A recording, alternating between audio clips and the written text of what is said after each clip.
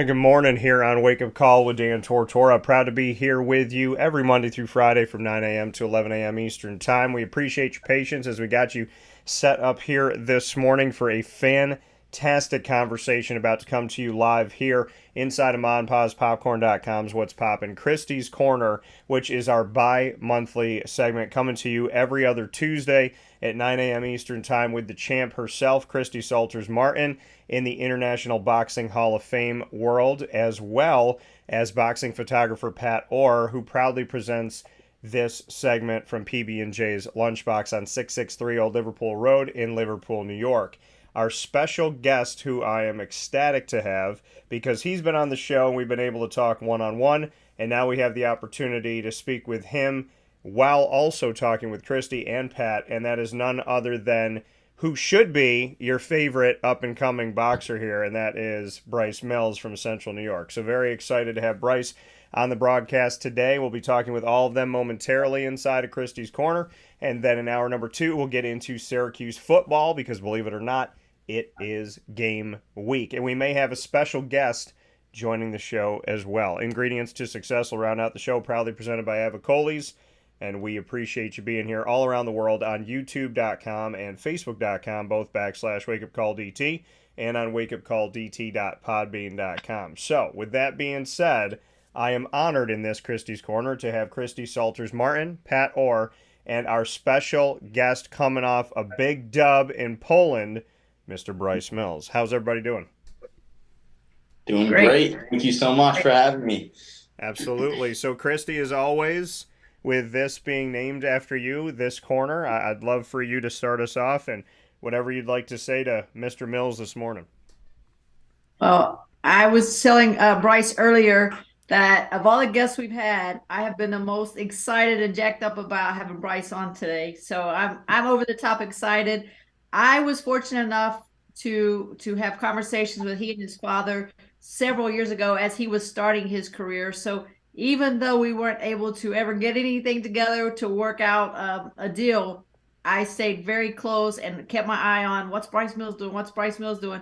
And then by like coincidence, chance, or whatever, he and Pat are very good friends. So even though he may not know that I'm keeping tabs on him, I can keep tabs on him through Pat. So, both Pat and I were on the phone texting each other when this fight was happening in Poland at probably, I guess, at nighttime, but it was like 10 a.m. for us. So we're watching Bryce, for breakfast, and he just kicked butt. And actually, that was the most all-around well performance that I've seen in his career. He didn't stand in front of people. Sometimes I know he hears this. He's got that warrior mentality, which I love, but he'll take 2 or 3 to give 1. But he didn't do that this time. He was like right there changing angles. The angles that you were changing, Bryce, were awesome. Like you would stand there, boom, and then you're off to the side. It was beautiful. He beat the crap out of this guy, went to Poland and beat a hometown guy, it looked like. So big kudos. I don't even know what to say. I mean, that was a huge win. It has to put everybody's eyes now on who is this Bryce Mills? We've been seeing him. We've been talking about him. He also beat another one of my buddies, actually, Dayon Butts. Right? I think you got a unanimous decision over him.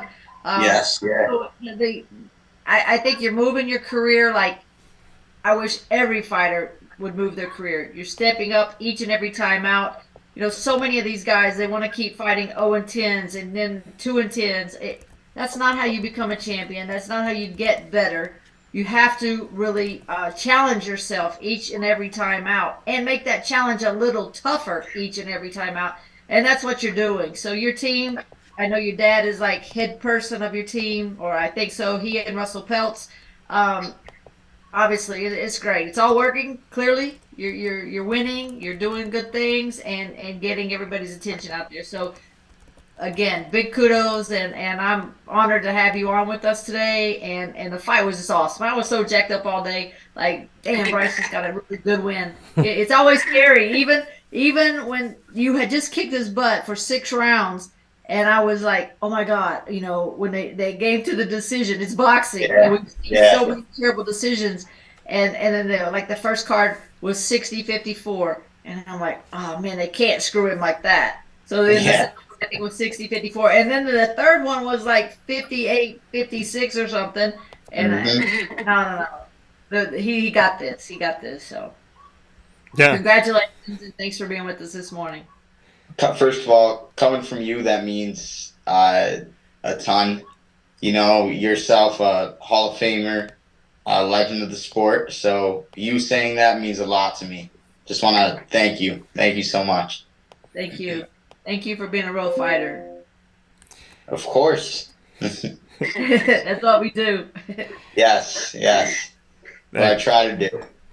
Right. that coming from Christy with awesome words to start us off here this morning about Bryce's most recent fight and Bryce's not only going out there and having different events, but being very purposeful with what he's doing out here, which we appreciate so very much. Pat, as Christy alluded to here, you know, you're yourself a Bryce Mills fan. So I'd love to go back to the beginning on what first kind of turned you on to the world of Bryce Mills and boxing and why you became such a fan.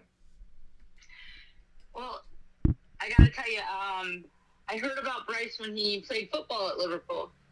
And then, the boxing, the kickboxing, I tried to go to a couple things on the Electronics Parkway, and I was always working and missed him. I finally got to see him when he was at the Turning Stone. I think that was the first time, and that was before the Hall of Fame weekend.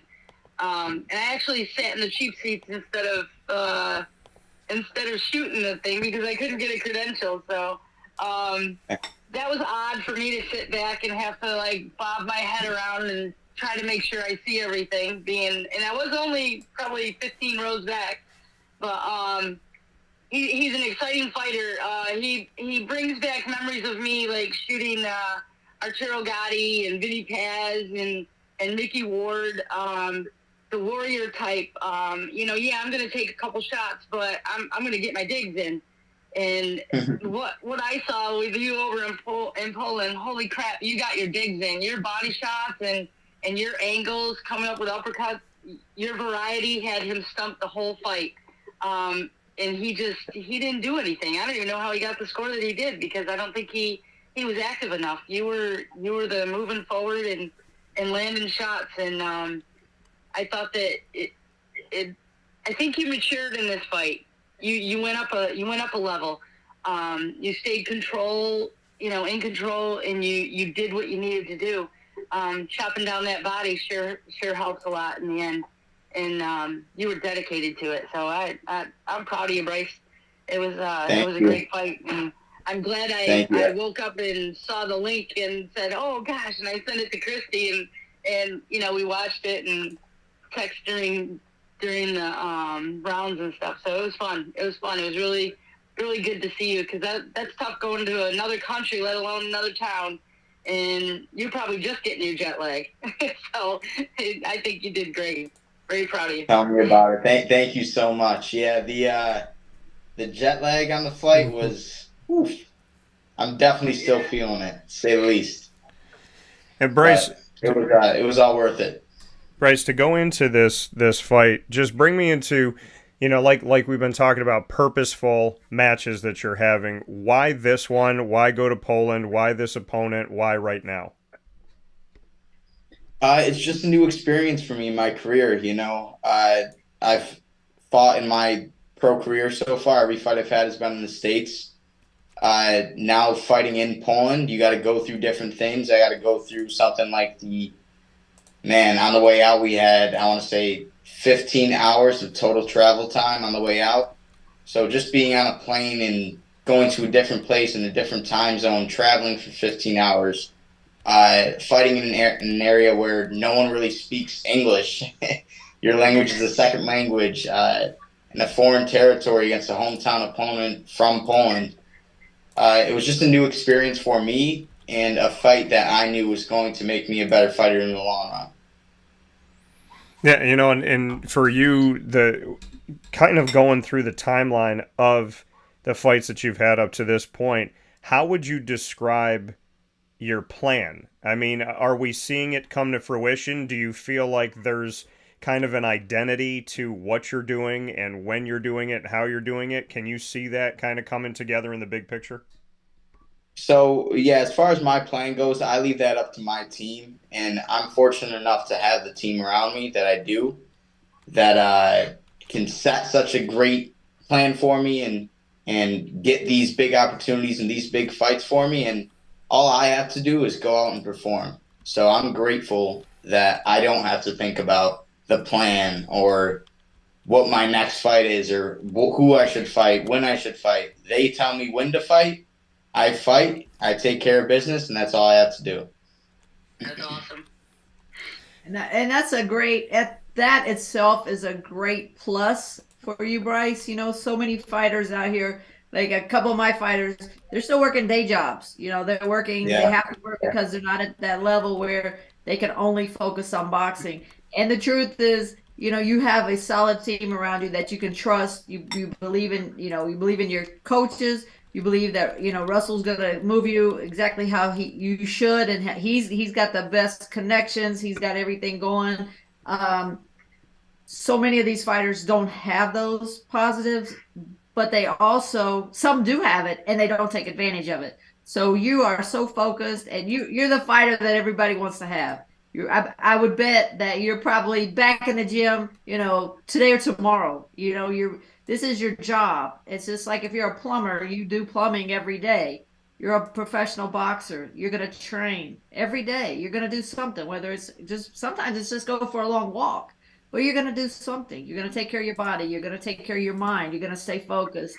And oh my gosh, that is such a great thing. And I wish you nothing but huge success. And hopefully somewhere, you know, maybe we can get you into Tennessee, to Nashville, or we're going to start doing shows in Knoxville. And, you know, you would be a huge hit in Tennessee. Oh, I'd absolutely love to come out there and fight for you. So thank you. Bryce, to wake up this morning with all the jet lag, with all the travel, with all the time, with the fight itself, when you reflect on moments like this, what did this victory mean for you? What did this opportunity, you think, do for you as you have some time to reflect and the room starts to stop spinning from all the flights that you had? What is on your mind this morning?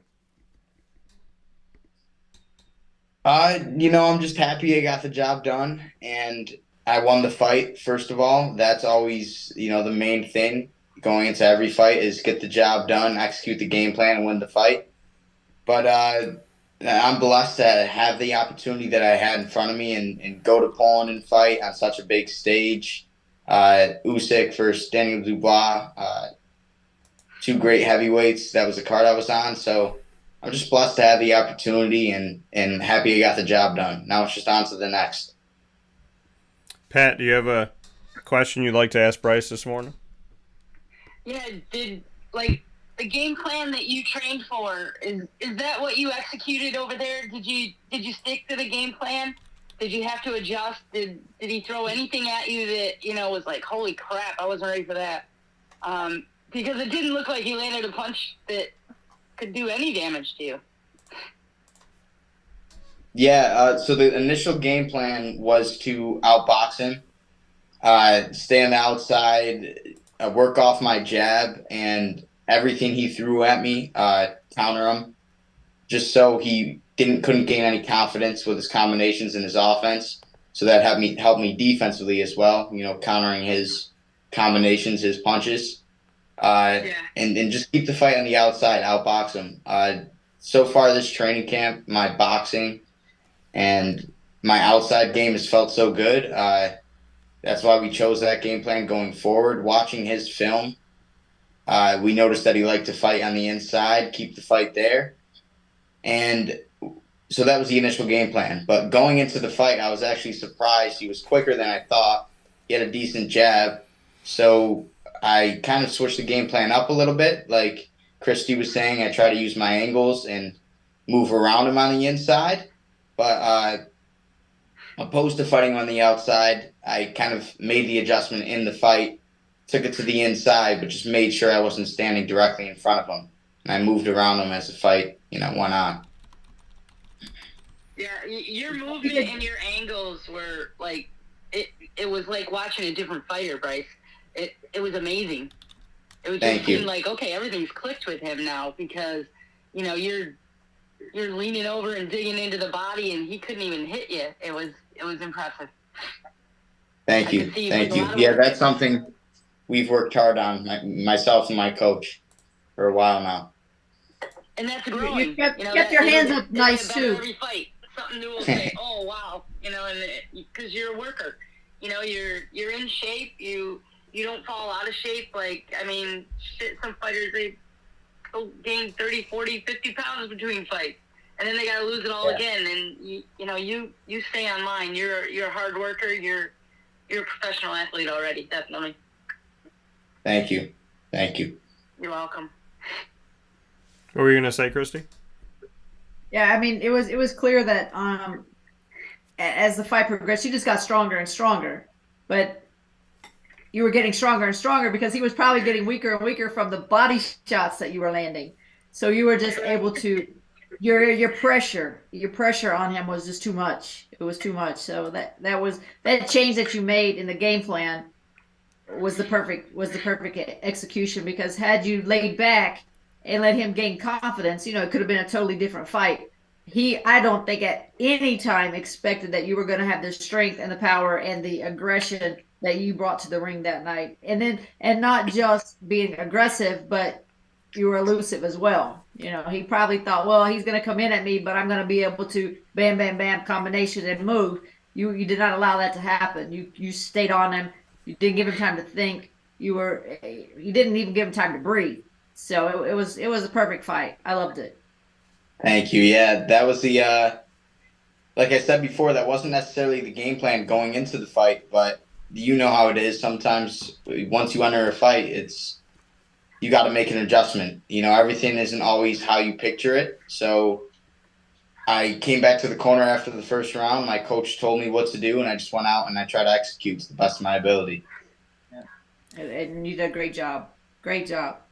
Thank you. Bryce, you were talking about, like you said, the execution and different things here. We heard, Pat and Christy speak on that, not letting him breathe. There's this moniker that has been with you called "Don't Blink." And I would love to go a little bit deeper into, it's such a simple thing to say, but it has a lot of depth in what you're doing overall. So why don't blink, and bring us into the deeper meaning behind something that obviously has been connected to who we know as Bryce Mills. Yeah, to be completely honest with you, "Don't blink" was actually something I thought was a cool catchphrase. I started it in my pro career. I wanted it on the back of my shirts. We figured I was a fast fighter. I push the pace and I throw my punches in bunches. I throw combinations. So we thought "Don't blink" was the catchphrase for me, and it just stuck. So we keep using it. It's perfect. Thank you. And Bryce, we're going to play rapid fire here in a little bit with all of us. Once again, Christy's Corner with Christy Salters-Martin, International Boxing Hall of Famer, boxing photographer Pat Orr, and today's very special guest, boxer Bryce Mills. Bryce, you and I have spent a lot of time that goes back to your football days at Liverpool. And sitting next to each other, I still remember you were sitting right to my right, and we were there on the stage having a conversation in the football world. And then it was like coming off of that, they're like, hey, Bryce is doing kickboxing now. And then it was kind of following that. And then all of a sudden, here you are, as a boxer. And just, I think for me, one of the things that you look back on 19 plus years of broadcasting, and I was mesmerized by being in Turning Stone, walking into that arena, seeing the ring, looking down at the card, and seeing your name there, and have them, yell out Bryce Mills from Liverpool, New York. For you to be doing what you're doing, and to have the love and support that you have, and to literally be living your dreams. So many people want to achieve their dreams and they're not willing to put the work in. They want something to happen, but when they hit adversity, they run away. I'd love to get your thoughts on the feeling of standing in the ring. And of course, you want to win, but just getting into the ring, what it takes to get there from your point of view, and what it means to you to actually be catching the dreams that you're chasing. Yeah, you got to dedicate your life to this sport. It's not, I don't want to compare it to any other sport because I'm not a professional tennis player, not a professional football player, basketball player, nor do I know what it's like to be one. But in this sport, I know that it takes dedication, and it's more than just showing up and going to the gym and training, or showing up on fight day and fighting to the best of your ability. It's a lifestyle. You got to eat healthy. You got to maintain your weight. You got to get your sleep in. You can't go out and socialize and party with your friends all the time. You got to go to the gym when you don't want. You got to get up when you don't want and go to work. Everybody has their own thing, their job, their thing that they don't want to do, their thing that's holding them back. And it's no different for me. I have those days where I don't want to get up and I don't want to go to training, but to be at this level and to get to where I want to go, you have to face adversity head on, and you got to push through those days that are holding you back. Do you have a day that you can reflect on where it was something that just really was standing in front of you in a way that you couldn't see around it, and you felt like it was one of those rough days, one of those really, really tough, like, what am I doing right now? How am I going to get past this? How am I going to figure this out? Can you go back to one of those moments where you got hit with adversity, you looked at it in the face and said, either you're moving or I'm going through you? Man, to be honest with you, I feel like every single training camp, I have at least far more than just one of those days. But every training camp, I go through it. Not to really name a particular instance because there's so many of them. But always during my weight cuts and the final 2 weeks of my training camp, when my body's sore from all the training, and I'm sick of eating healthy constantly, and you hit that mental block and you're like, man, is this really worth it? But all you got to do is just keep pushing through it and keep moving forward, put one foot in front of another, and say, okay, I'm just going to do this one more day.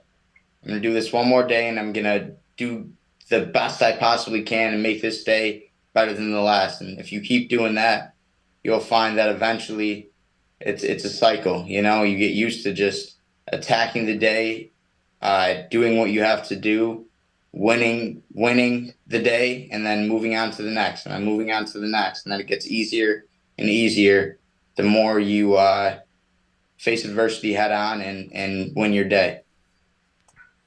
Christy? Yeah, I mean, absolutely. It's not easy. It's not easy because it's lonely.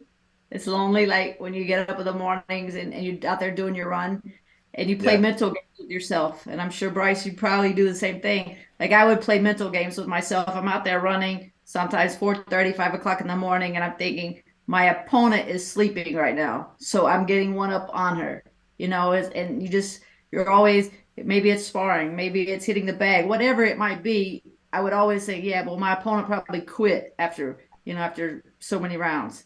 And you just have to mentally find strength, and it's not easy. And even when you have somebody there that's pushing you or cheering you on, it's still just you. It's you that decides, I'm gonna work as hard as I can. I'm not gonna dog it. I'm not gonna lay off this round. It's lonely and it's hard. It's mentally hard. It's more mental. Boxing is 90% mental and 10%. I couldn't agree more. Yep. Because it's a huge mindset. And to be honest, I think Tyson Fury is a great example of the mental, because he just mentally is good. I mean, as crazy and as mental health issues as he has, but he's got it. He's got boxing mentally. He's got boxing mentally, and that's why he physically is able to do what he does. I mean, he's dominant, and that's a hard balance to get to really to win the mental game. Yeah, no, I couldn't agree more. You said it spot on. From the outside looking in, a lot of people don't really see just how much mental pressure and mental stamina you have to have as a boxer and what you have to go through.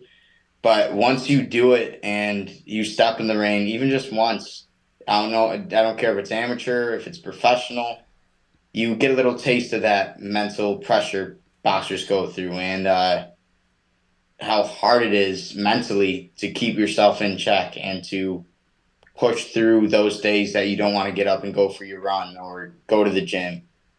But I believe it's made me a better human, and I think it's made me a better fighter too. We got a question, and I appreciate that point that you just made here. Not just a better fighter, but a better human. Inside of Christy's Corner, proudly presented by PB&J's Lunchbox on 663 Old Liverpool Road in Liverpool, New York. Here on Wake Up Call, bi-monthly Tuesday, every other Tuesday at 9 a.m. Eastern Time. We have Christy Salters-Martin, the International Boxing Hall of Famer, boxing photographer Pat Orr, as well as boxer Bryce Mills. We got a couple questions that have come in here.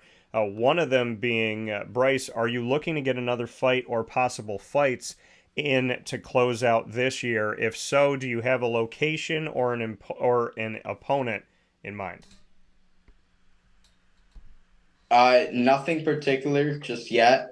No specific event, but I'm 100% looking to get back in the ring at least one more time this year. And like I said, I'm lucky enough to have the team around me where I don't choose where I fight, or I don't have to worry about who I'm fighting, where I'm fighting. They tell me where I'm fighting. They tell me who I'm fighting. I just got to put the work in, go through the training camp, and show up in the ring. And we got, and you, like you said, going through the training camp, we had another person asking about what it's like to train with Kevin. So Kevin Van Ostrand is actually, he was a professional kickboxer who was my role model growing up. And absolutely ridiculous, like a freak of an athlete and an amazing fighter. He's helped develop my game into what it is today. And if it wasn't for him, honestly, I don't think I'd be sitting here today with you. He's helped me so much. He's unreal. If you've ever looked him up or watched him fight, if you haven't, do it now. His name's Kevin Van Ostrand. You can look him up on YouTube and watch his fights. Unreal. Honestly, words wouldn't be able to do him justice, but sparring with him is... When I was a little kid, I used to think I was sparring a superhero. So this is a good story. When I was probably 10 years old, training, sparring with him for the first time, I remember throwing a combination, getting on the inside, and then I go to throw my next punch, and he's gone. I'm like, what? I turn around. He jumped over me, so I turn around, I go to hit him. Kickboxing back in the day, hit me with a kick in the stomach. I go flying up against the wall.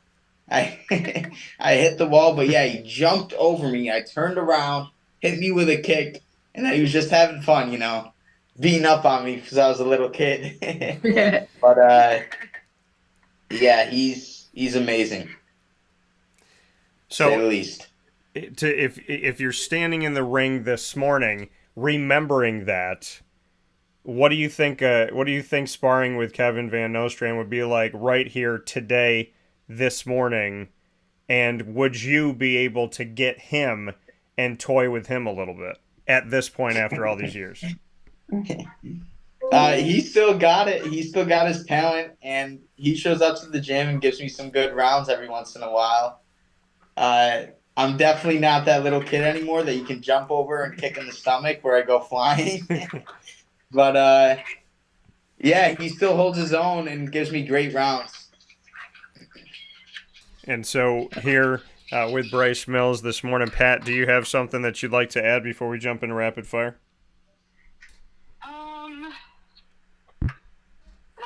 I think I'm good. I mean, I think I'm good. I think Bryce has given us tons of information today and excitement. And the one thing I would say is that Bryce looks at boxing as a job, and he loves what he does. Because he goes and he trains, he stays on weight, close to on weight. You don't see him bloated up, walking around, getting drunk, and stuff like that. He's dedicated to the sport and to his mission. Thank you.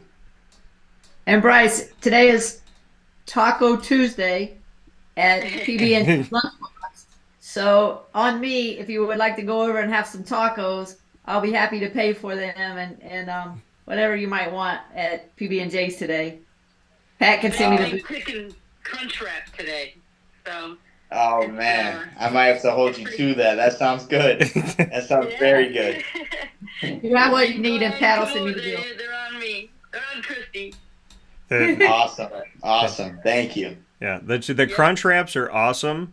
They're really, really good. Bryce, everything there is good at PB&J's, but they know without doubt that those shrimp tacos and whatever the heck they put on it, I don't know what Pat does to it, because there's like an underbelly under the vegetables, like sweetness, and I don't know where it comes from, but it's a game changer for sure.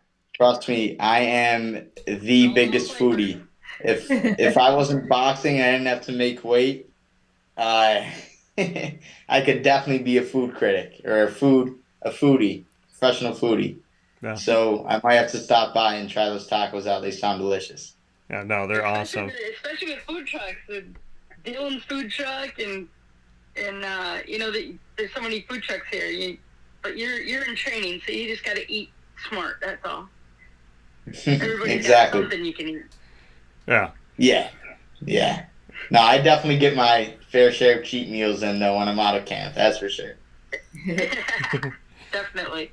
Well, let's jump into rapid fire, and what this will allow us to do is go around and get to ask each other a question here and go back and forth. Christy, I'm going to have you start with Bryce. I think this is an easy question and an obvious one that I would ask Bryce. Bryce, if there's one venue in the world, I mean, you're not just a United States fighter, anywhere that you would like to fight in, where would it be? Man, there's so many. There's so many venues that I'd love to fight in. The Turning Stone being one of them, just because the local support I get there, and my friends, my family, people I know being able to come and watch me fight. That's a place that I love to fight. But it goes without saying, the place that I'd love to fight above anywhere else, and I have since I was a child, is Madison Square Garden. Absolutely. The MSG. Absolutely. But not the theater, the garden where the Knicks You got to play. fight in the big room. Absolutely. No doubt. I think that would be amazing. Also because it's New York City, so I'm sure my fans, my friends, my family would also be able to travel down there and still watch me fight, opposed to maybe fighting in like Las Vegas at a big casino, the MGM. The Garden would be awesome. Yeah. Absolutely. I was thinking that's where you would pick. Yeah. I mean, it's natural. That's what I think. But you're a New Yorker, so of course you have to fight in a Garden. Yes, 100%. Yeah, I feel like everybody, I mean, there's fighters that fight in the Garden. There's Knicks fans that fight with each other in the stands in the Garden. So I mean, there's always some type of fight. There's Reggie Miller days of him and Spike Lee in the Garden. So it's just a different world. All right, Bryce. So now you get to ask Pat a question. Okay.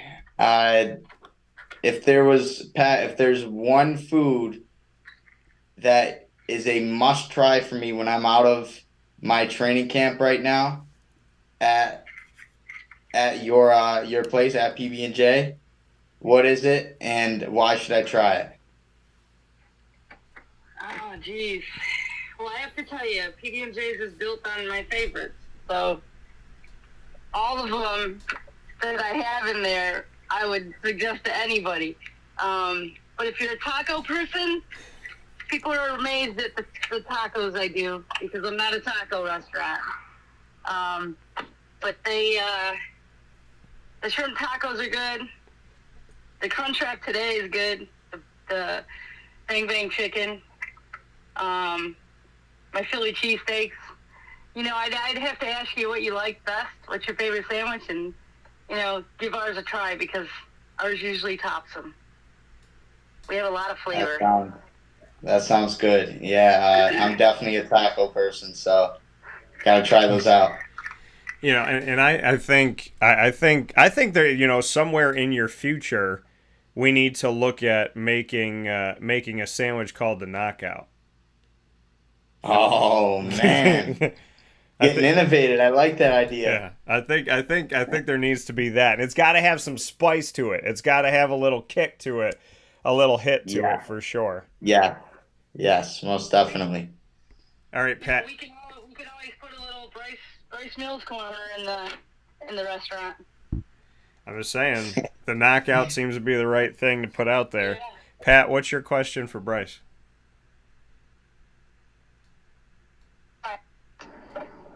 During your fight, I saw your mouthpiece come out twice, I think.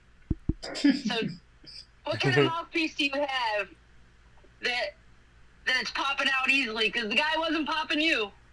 You might want to get one that locks in a little better, but I don't want to see you get hit without a mouthpiece and, you know, inadvertent damage. But fight down on that. What kind You're right. You're right, 100%. I got a bad habit of fighting with my mouth open and keeping my jaw open, and you know, just so happens that I spit like my mouthpiece falls out when you fight that way. So that's something I got to work on. You gotta get one with a key on it. I do. Just gotta lock my jaw shut or something. Well, let me ask you another one. Christy got the arena out, and I gotta tell you, Madison Square Garden, that's where I saw Vogel out of one, and it was a riot. Well, it wasn't a riot being there. That was probably one of the scariest times I've ever had at a boxing match. The people were crazy, throwing people around, punching people. Oh yeah. Putting people over the railing and stuff. But if you had to fight one fighter from the past that you think would be like on top of your style in the perfect fight, who would it be? Oh, that goes without saying. If I had to fight one fighter from the past, even though there's so many legends I look up to that I would love to share the ring with, a fight that I think would be phenomenal for not only myself but for the fans to watch, just because of our two styles, would be Arturo Gatti. Absolutely. Yeah, I definitely look up to him. You are not a scared fighter to want to fight like that. No, and that's not a good thing, and I'm sure my coaches don't like me saying that. But and that's a fighter's dream. That's a dream of mine, you know, to share the ring with a warrior, a legend like that, and to be able to stand toe to toe and fight with him would be unreal. Yeah. I like it. Gotti Award fights were awesome to watch, and yes. But I wouldn't want you doing many of those fights. I know. And the rest, keep moving your head. Yes. Yeah. All right, Bryce. We've done this many years ago. We had our first rapid fire, so let's do it again here. What do you got for me?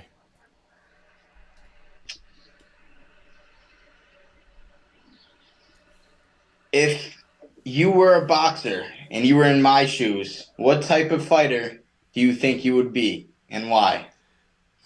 Oh man, you know, I think that, well, it's it's kind of twofold.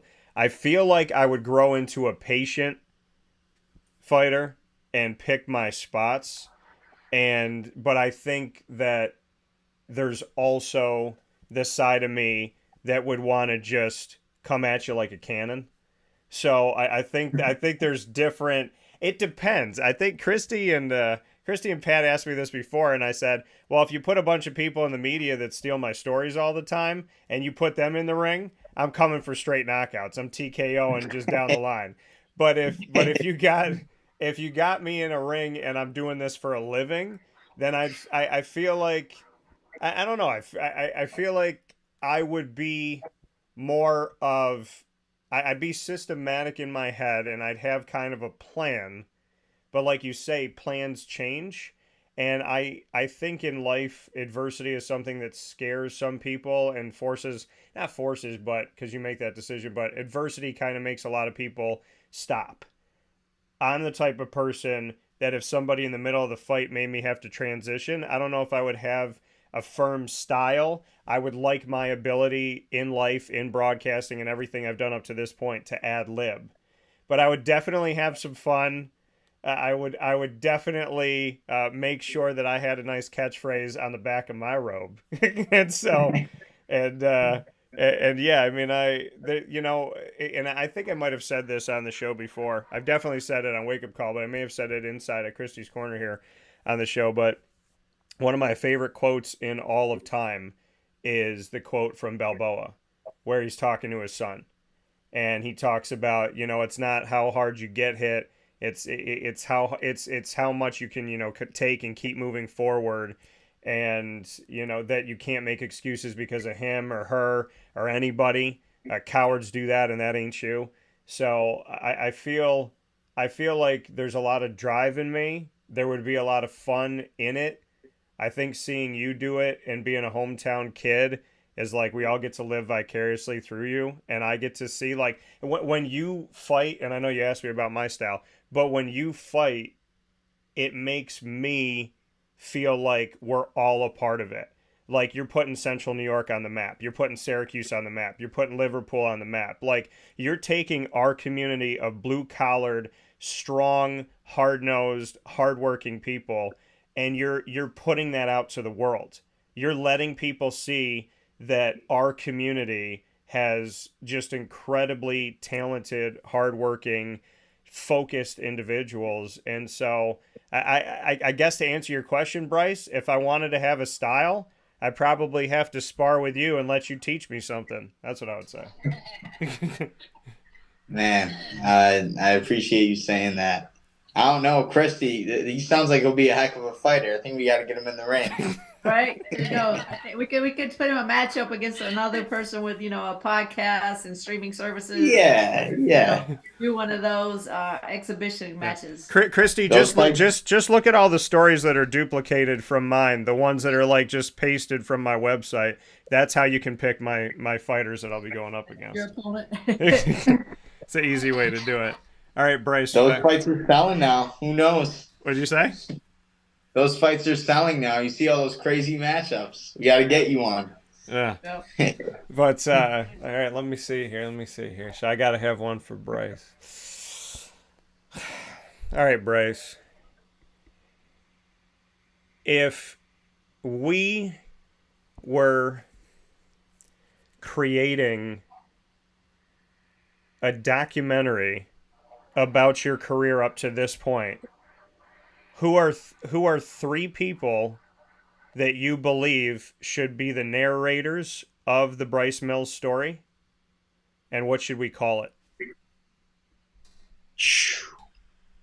That's deep, man.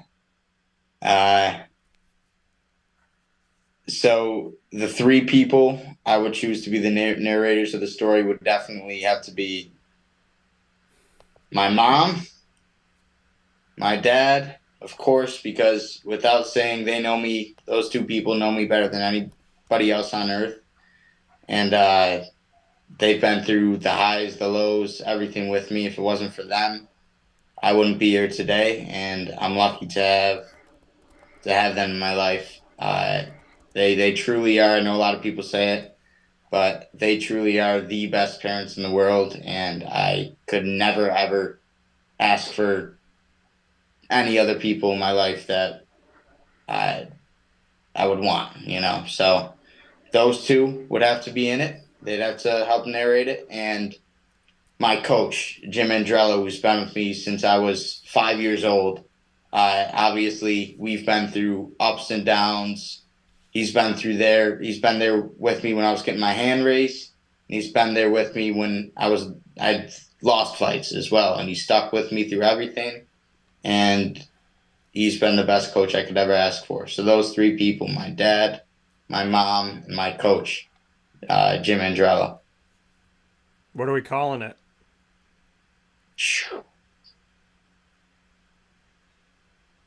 I feel like that's still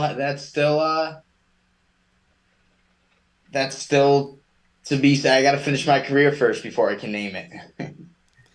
Well, I'm hoping that we have decades upon decades of you having this career of yours and just what you can become and what it's going to look like as we press forward here. Final notes, Pat. I'll give it to you then, Christy, and then I'll have a word here on Bryce. But Pat, do you have a final note here you'd like to share? I followed a lot of boxers' careers, and I am looking forward to following yours. I think you have a bright future, and a lot of things are going to come. Yeah, no. You work hard. Thank you. Thank you. Well, it's because of people like you, yourself, and all of you guys that I love what I do, and the support you guys give me helps me, like I said, wake up and get through those tough days and keep fighting no matter what. Absolutely. No, we're happy to do it. You deserve it. Christy, a final note? Hi to my mom who's on dialysis right now in Beckley, West Virginia. Love you. Bryce, I again just want to tell you I'm so thrilled and honored that you got up this morning and with us for the podcast. I know you're still having some serious jet lag, I'm sure. But, enjoy the win and get back in the gym and let's do the next one. And Pat and I, Dan, will all be sitting there, whether it be literally ringside or watching on streaming services. We're going to be cheering you on for the rest of your career and hopefully your day in Canastota someday. Man, it's my pleasure. Thank you. It's an honor to sit here with someone like you. So, thank you.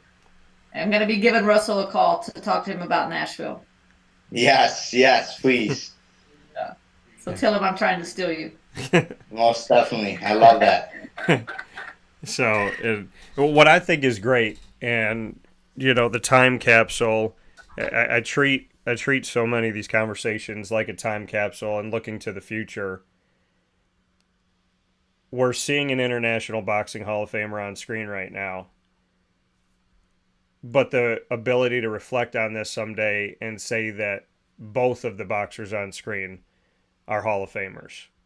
This to me, it's an opportunity. Bryce, I know that you fight hard. I know you stay humble. You're very appreciative of everything. You and I could not talk for a long period of time. You're busy, I'm busy, and I shoot you a text message, doesn't matter what time it is, and you respond right back. When I saw you out at Turning Stone, and I'm like, he's enjoying this win, he's having a great time. I get a text message that following morning, thank you so much. I'm happy that you came out. Thanks for your support. The person that you are is a person that people want to see win. We want to see succeed because of how you do it. And so keeping that humbleness, keeping that hard work, staying out of trouble, making good decisions, remembering your morals and values, keeping those that truly care about you close, all the things that you've done, keep doing those. Because there's going to be a day where I get to sit here and I get to say, remember on August 29th, 2023 on a Tuesday, we said this man could be a Hall of Famer. And now today he is. And I don't care what's going on and what it looks like in Canastota, but this is how it's going to be. Christy obviously is going to be in front row with Champ because Champ does VIP or he does nothing. And that's just how it is. Pat will be the main photographer, and if she's not, I'll do what I need to do to not get arrested but get close to get her up front. And and Lord knows that I will be right there, because I don't care how many people are in that room. The fact of, and wherever I am, Bryce, I got to be to your left, because that's where I was on the stage before. So That's right. I got to be to your left again. But you know, I can't say enough about how excited I am, because it's so early in your career. How much fun this has been for me. How just cool it is to see everything you're doing to rep Syracuse and Central New York and New York in general. And we are really honored to have you here today, and it's a true privilege. And you're special. You really are. And I hope you know that on the tough days, and I hope you know that on the great days. And I hope you fully understand that, like you said, you have the support. You have Christy, you have Pat, you have myself. There's so many people out there that want to see you win and want to see you, do it the right way and have fun. And, I mean, when I get to feel like a kid in the morning and I get up and I'm stoked because you and I get to talk again, all of our conversations mean the most to me, and you're a good guy. So keep being an awesome person, and keep making us proud, because I don't have enough words to say thank you, but I do say thank you. Man, I appreciate that. Seriously. Obviously, I have a very, very long way to go and to get to the Hall of Fame. But for you to say something like that, and the reason I am who I am, and that's, I'm not perfect by any means, and I have a long way to go to get to somewhere like the Hall of Fame. But the reason I am who I am today is because of people like yourself and the people around me that have helped me get this far, and have had my back since day one. So thank you, guys. No, we appreciate you. Bryce Mills, doesn't matter where it is, all over the world, you might see him somewhere. So very excited for that, and great to have these moments together for Pat, or for Christy Martin, as well as for Bryce Mills and myself, inside of this edition of Christy's Corner, proudly presented exclusively by PB&J's Lunchbox on 663 Old Liverpool Road in Liverpool, New York, that we have given many plugs to because they deserve it. So on cheat days, go to PB&J's. On non-cheat days, go to PB&J's. Because if I've known anything about training, you got to eat a lot of chicken, and PB&J's has chicken. So you'll be fine. And so with that being said, thank you all for joining me here this morning on Wake Up Call and inside of Christy's Corner. I don't know how to say goodbye, so so I'll say see you later, because each and every single one of you has a special place in my heart, and you all work tremendously hard to do the things you do, and you're all good people. So for Pat, for Christy, for Bryce, and I can't forget him, because I'll get like Twitter war after this. Champ, you're great too, because I don't want to fight with you on social media. So thank you all for today. I appreciate it. You're welcome. Everybody have a great day. Have a great week. You guys too. Thank you, guys. All right, take care. Bye, Bryce. See you later. See you. Coming here on Wake Up Call with Dan Tortora, where sports truly meets that thing called life. We appreciate you being here, hanging out with us, and cannot thank you enough for being a part of the show every Monday through Friday from 9 a.m. to 11 a.m. Eastern time, and always looking forward to the conversations we get to have inside of Christy's Corner, proudly presented exclusively by PB&J's Lunchbox on 663 Old Liverpool Road in Liverpool, New York. And we implore you to go out there to PB&J's Monday through Saturday and grab yourself some incredible food from wonderful people that work very hard in our community, and I cannot thank them enough. So this has been an awesome thing. A shout out to Claire for being here. A shout out to DF here. Thank your messages, all the messages that we had come in, the questions that we got. Those of you on youtube.com/wakeupcalldt, facebook.com/wakeupcalldt, and on wakeupcalldt.podbean.com. Thank you for connecting with us today and being a part of Wake Up Call in general. If you're a first-time viewer or listener, we hope that you will come back and be with us Monday through Friday from 9 a.m. to 11 a.m. Eastern Time. And for those of you supporting Christy, for those of you supporting Bryce, for those of you supporting Pat and me, to have us all come together today these are the moments, and I definitely am so grateful and so proud, and I mean, this is what it's all about, right? Just good people coming together and sharing in things that we love and sharing them with you and giving you the positive side. We hear so much negativity in media, and I'm not about that. Do we have to talk about stuff sometimes? Of course we do. Do we have to, go over things that happen in life? Absolutely. But Wake Up Call is about being positive, and we're about bringing people together.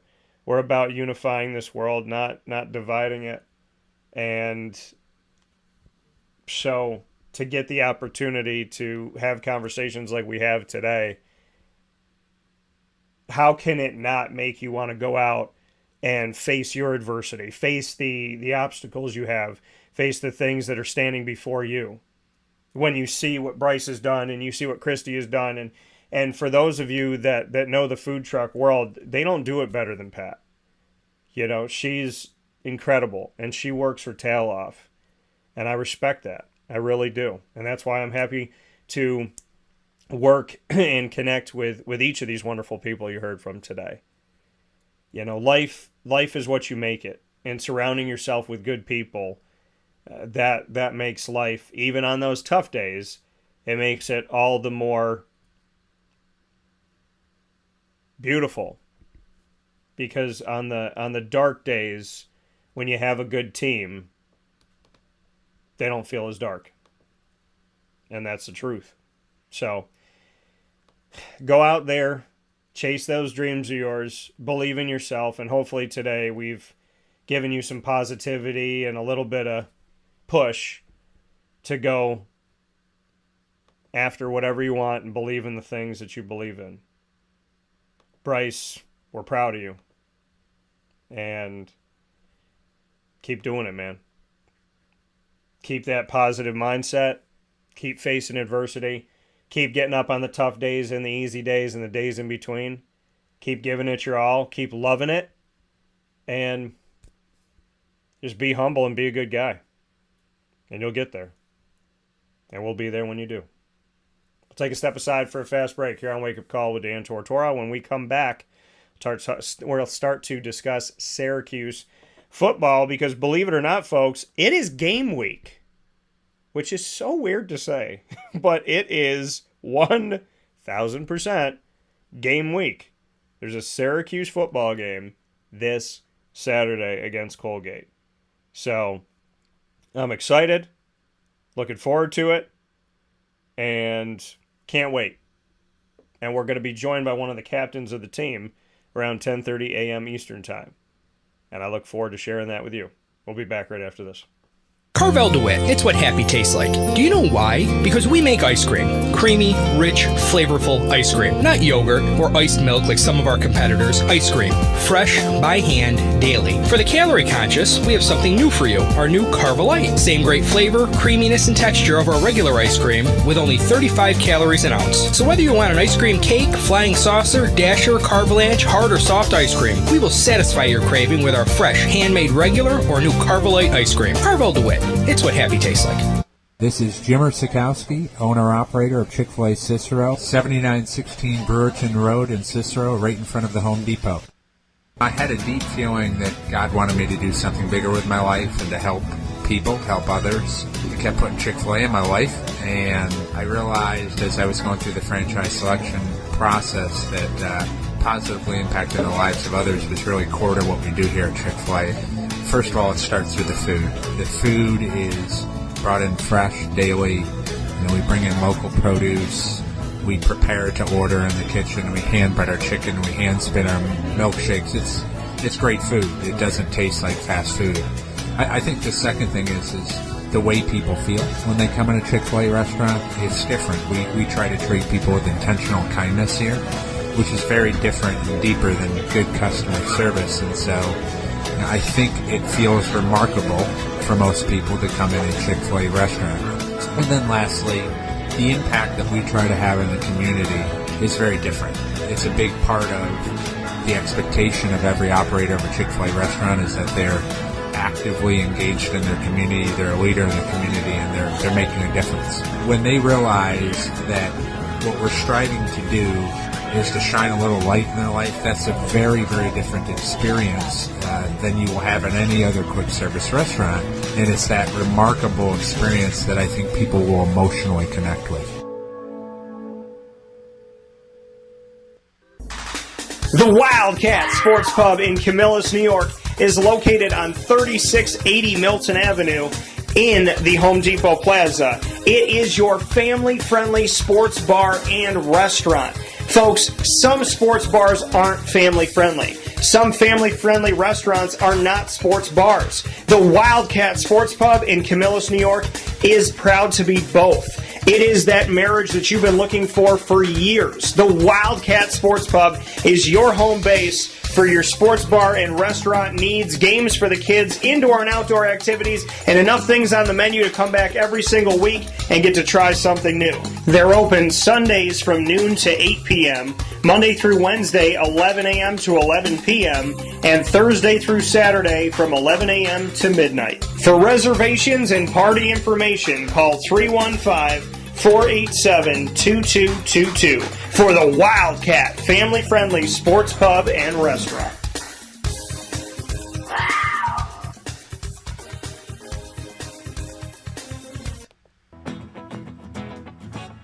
Hi, this is Amy from Mother's Cupboard, home of the whole frittata. We are open daily 6 a.m. to 1:30 p.m. For takeout orders, call 315-432-0942 and tune in to Wake Up Call with Dan Tortora for our monthly food challenge and try our Wake Up Call signature menu item available 7 days a week.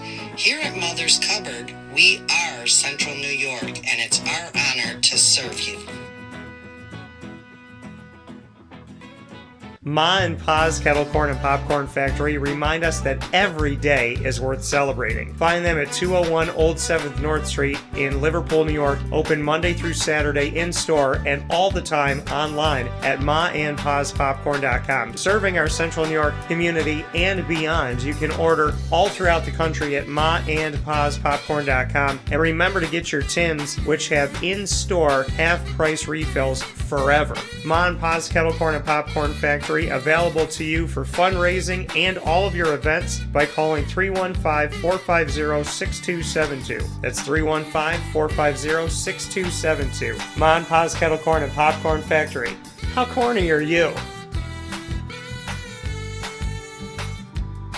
This is a special message from Merritt Brady, owner-operator of Chick-fil-A Watertown on 1290 Arsenal Street in Watertown, New York. Chick-fil-A for me has always been about the people. I think it starts with the strength and leadership of the Cathy family. It's just amazing to see a family-run business reach the altitude that they have. Second mile service is something that we embodied at my previous business, and the ability to make people feel like they're the only person at your establishment, that you are there to serve them that day and looking for those extra ways to make them happy, to anticipate what they need next is what makes me tick. And I'm going to have so many opportunities at Chick-fil-A to do that. It's one of my favorite things to eat in the world.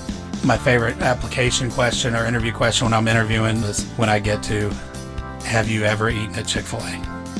And a smile hits both their ears. You know, they can't even answer the question for a second. And when I see that, it's like, man, that's going to be a great hire. They already get it. They already feel it. They already know that we're different. The Chick-fil-A experience, it's a real thing. And then, of course, just our generosity and community involvement and making a positive impact in the lives of our team members, our guests, and the community in general, I think is really the secret sauce.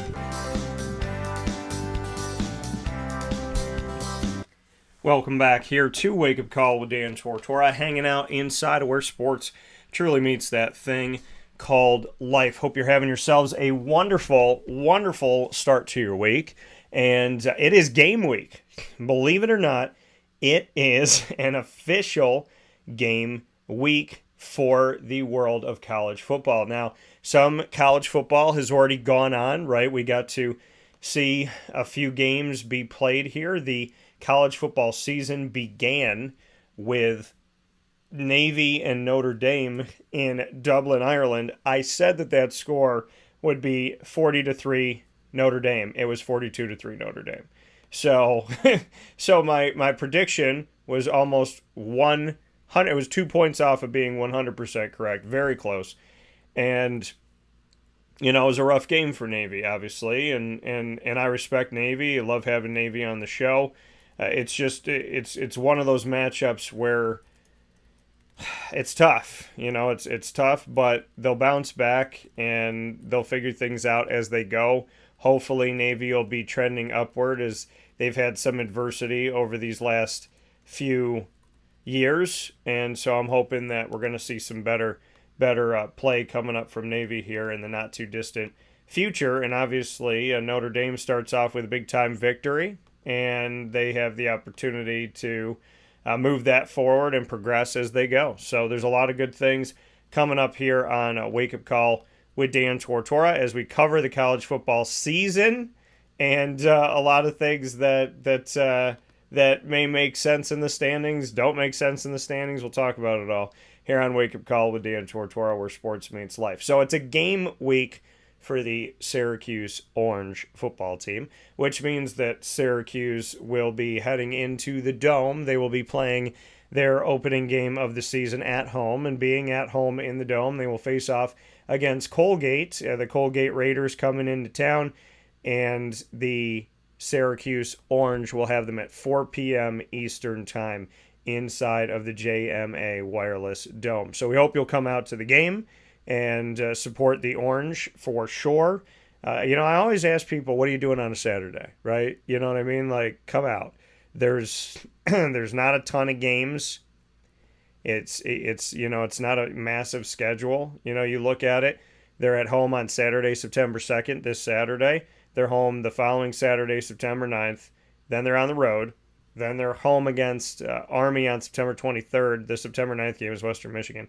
Home against Army on September 23rd.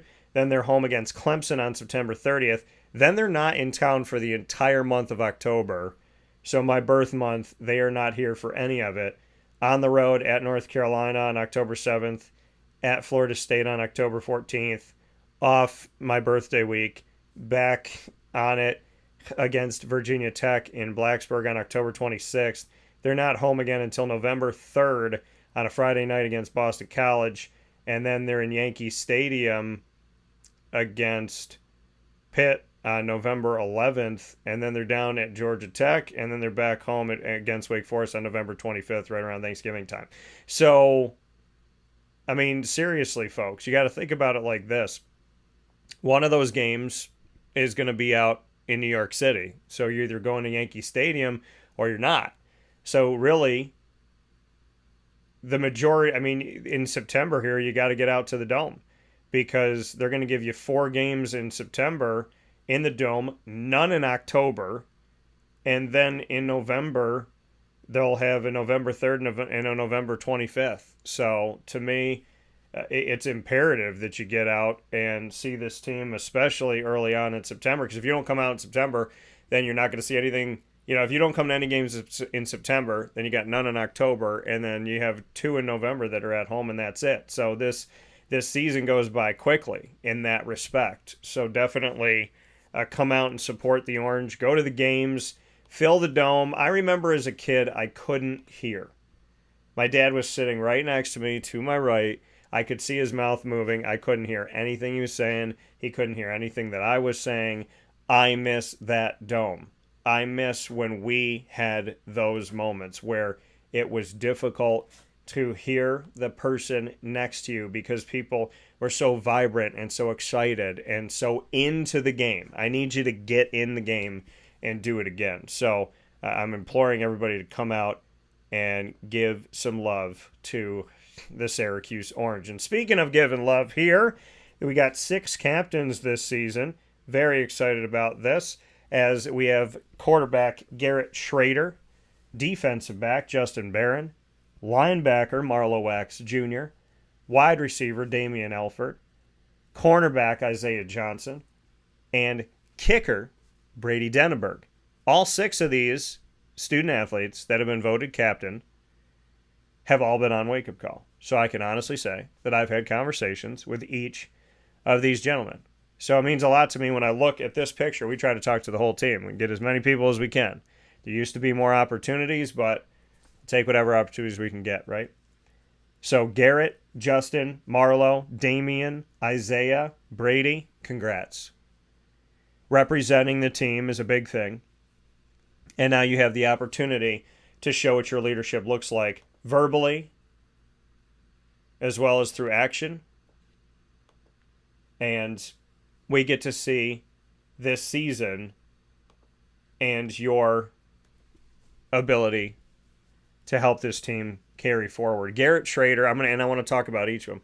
Garrett Schrader, to me, doesn't get the respect he deserves. You know, I've said this for a couple of years, and I'll continue to say it. I might be the only media person that didn't say he can't throw, because I didn't believe that. And from things that I had seen in real time, and from opportunities when they were practicing and doing different stuff that we got to see, I just thought that, I don't know, I feel like he's somebody who can threaten in both ways, and I think he's better than he gets credit for. Garrett Schrader, to me, is more of a leader than I think people pay respect to. And on this show, we respect Garrett Schrader, because I think that without Garrett Schrader, this team would look different, it would feel different, and probably win a lot less. And the work that he's put in, I appreciate. Justin Barron, willing to be your rover, willing to do what he has to do on that back line of the defense in the 3-3-5 with the emphasis on defensive backs in the secondary. Justin is another guy that's really just come up as a leader. He's a guy who you would see here and there, and it's like this season he knows. And see, here's the thing. I've been around a bunch of NFL training camps. So I'm watching these guys maybe through a different lens than others. I'm looking at them and listening to them, and I'm seeing if I'm hearing, and body language and all of that, if I'm envisioning them as an NFL player. When Schrader talks and Schrader handles things media-wise when he's having these conversations, when I see NFL training camp. I see that with Justin Barron. Justin Barron is, again, he's one of those guys that, you know, you think about him, you see him in some interviews, but I think this year we're really going to see that Justin Barron leadership, that pull the secondary together, that, you know, all right, guys, like, we got this. That person who's going to be able to maybe have that conversation. And I think that Justin Barron's a guy that we could see in the NFL, and I think we could see him for a long time because he could be a chameleon. Marlo Wax Jr., we are spoiled. I don't know if you've read the Marlo Wax story that I put out there, but you should. And coming back to the chain that he wears around his neck, Marlo Wax Jr., Syracuse has had some really good linebackers. I grew up on some of them, Keith Bullock. I get to see some of them recently and talk with them. Zaire. And Marlo is one of those guys that I really believe can make a jump this season, and we could be seeing something special. I already think he is special, but I think it could get better. I think he can get better, and I would love to see him carve out even more of who he is and what he can bring to a team, because he's another guy that I think's got a shot to make it in the NFL. Damian Alford. They didn't throw enough to him last year. That's my feeling. It's my thought. Could be scheming. Could be the run and play. Could be not looking in his direction. I don't know what it is. But Damian Alford is a talented player. a talented receiver, and Damian Alford, for goodness sakes, is a tall dude, right? Something that you can't teach. Damian Alford has that height on him for sure. 6'6". I want to see some of those Statue of Liberty plays in the end zone. I'm looking forward to Damian Alford being utilized more as a weapon. I think that you might look at his numbers and go, okay, well, he hasn't done enough. I don't think that there's been enough opportunity. And with more presented opportunity, I would love to see himself catch some balls over people's heads, catch some balls in tight coverage, break his way open, and do some different things as a receiver. Because I don't think we've seen half of the best of Damian Alford yet. Isaiah Johnson. Isaiah just was on the show for the first time ever. Had the opportunity to speak with him about DBs going to the NFL from here and just what Syracuse brings forward. I'm excited to see Isaiah Johnson, Beverly Hills, Michigan, is what he calls home base. I'm looking forward to what type of leadership Isaiah can bring. Because we know, and he's 6'3" as a corner, and that's huge. He was at Dartmouth previously, and that was in 2018, 2019, 2020, when the season was canceled, and 2021. Came to Syracuse last year in 2022, appeared in all 13 games with 6 starts at corner, had 53 tackles, pass breakup, and an interception on the season. Isaiah is in a place right now that's been left open by guys going to the NFL, as well as, we look at the history of Iffy and Afatu Melifonwu, what he did, and then we look at Deuce last year, and now Deuce is no longer on the team via the transfer portal. So now Isaiah, of all these captains, is the one where I feel like it's the biggest, okay, what is this guy? Maybe Damian Alford's here too, but it's okay, we haven't seen a ton of Isaiah Johnson. What is this going to look like? What is he going to become? And I'm excited to see that, because Syracuse has proven that the weakest link that they had a decade or so ago was the secondary, and now it's quite the opposite. And when the names we know move forward via the transfer portal or to the NFL or just finishing up their eligibility, and you think, oh my gosh, who's going to come after this guy? They have been able to pass the baton. Can they do it again with Isaiah Johnson? I'm excited to see that. And then Brady Denneberg. Brady, as y'all know, is a good friend. I got to do the exclusive of when Syracuse offered Brady. I got to do the exclusive of when Brady accepted it, committed, signed. So I've been able to carry Brady from Merritt Island, whose mentor is none other than also Syracuse kicker Nate Trout. Seeing what Nate's done and having a ton of respect for Nate, and seeing what Brady has started to do and having a ton of respect for him, I am ecstatic about this opportunity. And I'm looking forward to it, without doubt. So, big shout out to Brady and to the Denneberg family. I can't wait to see this. I said it coming in. I said, listen, Andre Schmidt's got some more time, and then to me, it's Brady's after that. It's Brady's job to take, job to keep, job to hold on to the entire time that he's at Syracuse if he keeps putting that work in. I think Brady can go down as one of our best kickers, and I look forward to seeing him do it. I've been high on Brady Denneberg from the beginning, and I look forward to seeing everything that he's going to bring to the game. So big shout out to Brady, and much respect and much appreciation. So with that being said, here on Wake Up Call with Dan Tortora, where sports meets life, we'll take a quick step aside for a fast break. We'll be back right after this for a special conversation. In these unique times, There are those in our community that give us a sense of normalcy and positivity. Pizza Man on 50 Oswego Street in Baldwinsville has been here for you for over 35 years and is here now.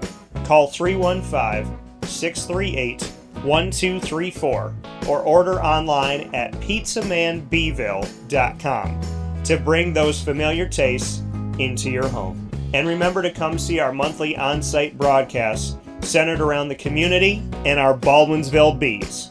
Pizza Man in Baldwinsville. Any way you slice it, they are always here for you.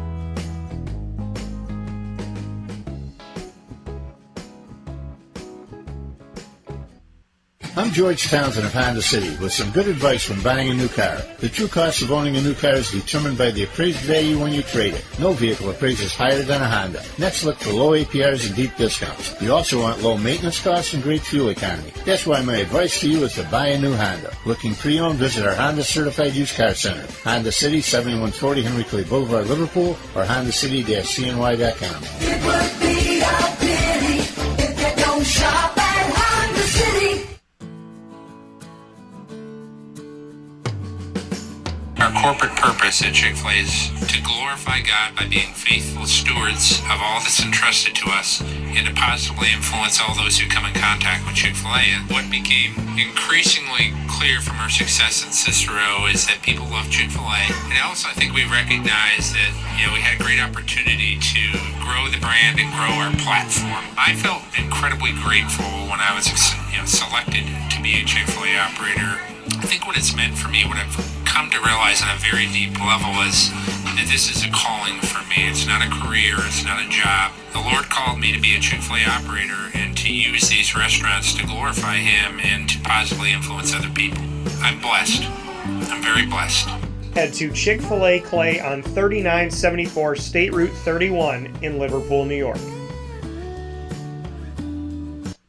Welcome back here to Wake Up Call with Dan Tortora, where sports meets life.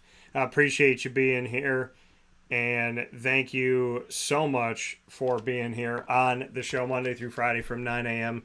to 11 a.m. Eastern Time. We have great opportunities to speak with wonderful people all throughout the year, and every single year just keep pushing to have more conversations, get more in depth with people, offer you more, reach out to more people, and just make the world small. I mean, it's from Lemoyne to Bryan and Stratton College of Syracuse to Alfred University to Syracuse to the ACC to the American Athletic to the NFL to on the prowl with the Jaguars. There's so many things that we get to do, and I love the opportunities that we have. So, before the break, speaking of opportunity, I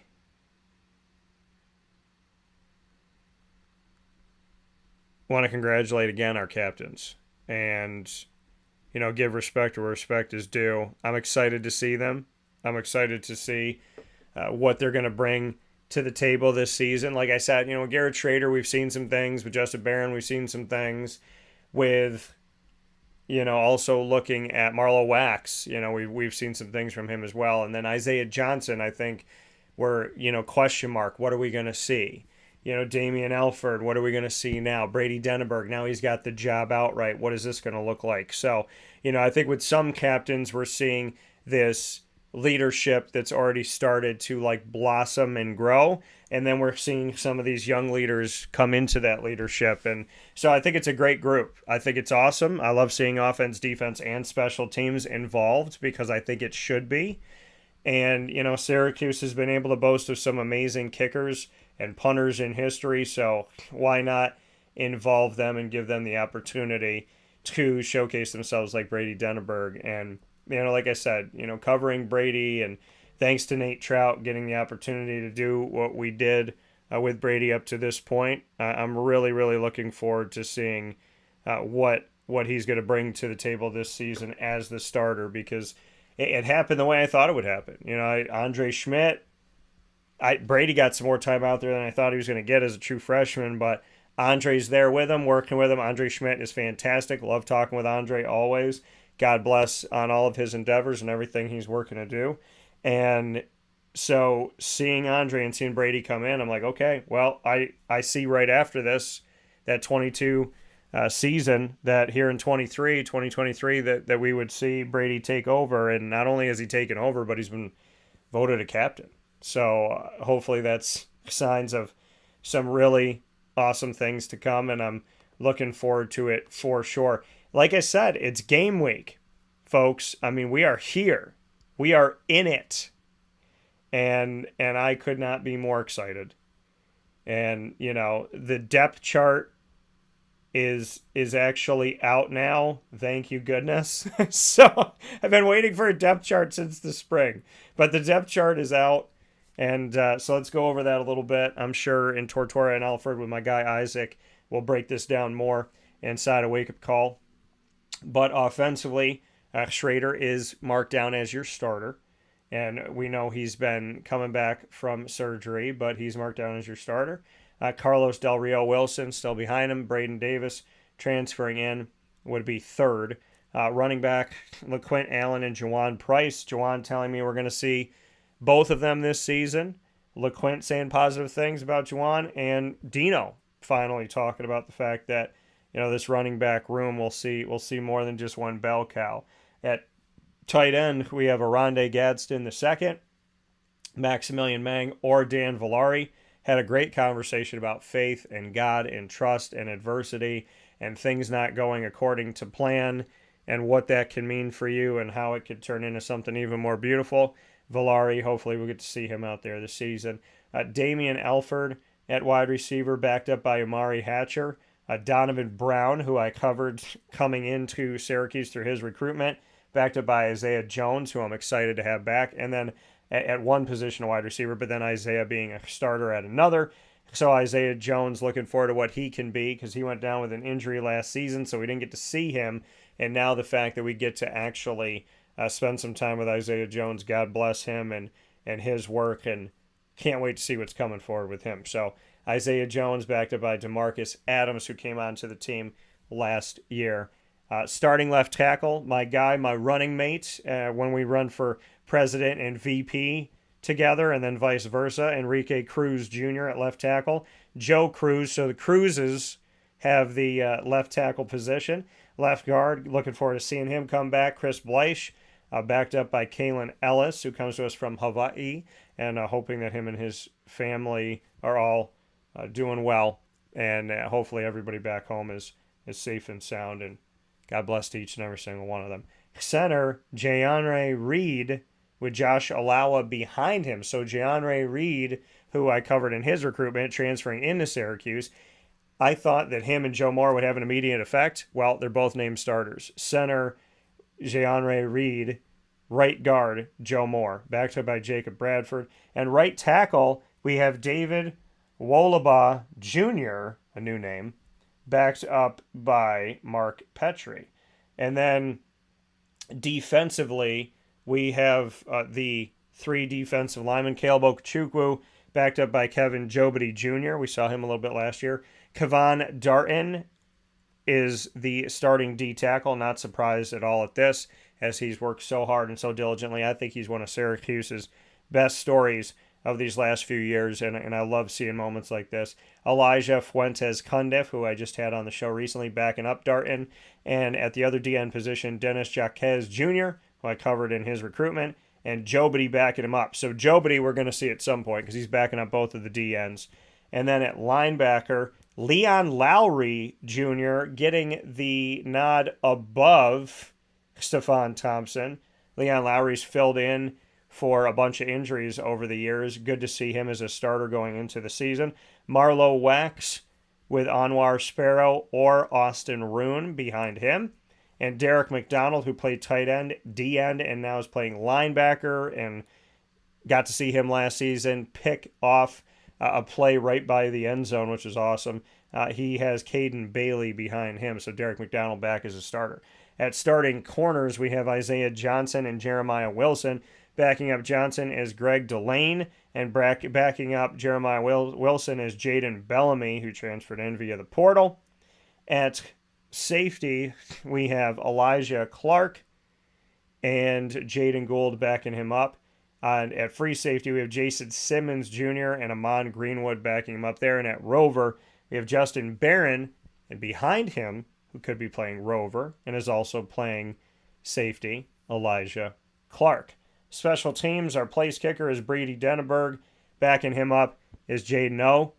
And then Jack Stonehouse, who transferred into Syracuse, is our starting punter now. Backed up by Max von Marburg. Long snapper Tom Callahan, a new face here. Excited to see him after Belinsky finished up his time at Syracuse. And Mike Midkiff is the backup long snapper. Holding is Justin Barron. So his hands, he will be the holder, and Jack Stonehouse behind him. And our kick returners and punt returners are different this year. Kick returner, DeMarcus Adams. Punt returner, DeMarcus Adams. Backup at both, Donovan Brown. 2 wide receivers that are back there now. So, excited to see what's to come and very much looking forward to it. Cannot wait for this opportunity, and definitely excited for the moment, for sure. So we'll take another step aside here on Wake Up Call with Dan Tortora. We'll get you set for the ingredients to success coming up here momentarily, where sports meets life.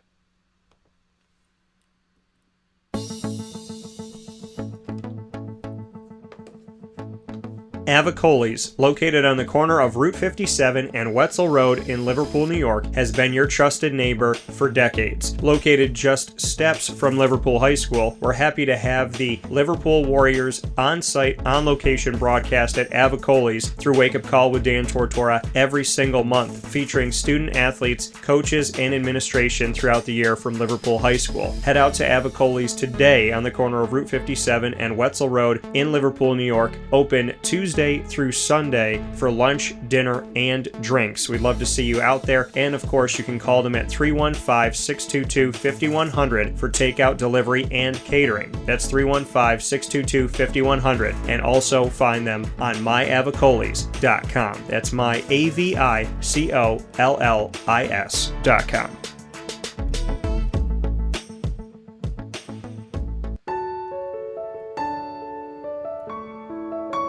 Having peace of mind when you're out of town that your furry-loving friend is safe and sound means taking them to Canine Campground, because we all know that when it comes to the love of our pets, it goes well beyond the call of duty to make sure they're safe and sound. Right, Lily?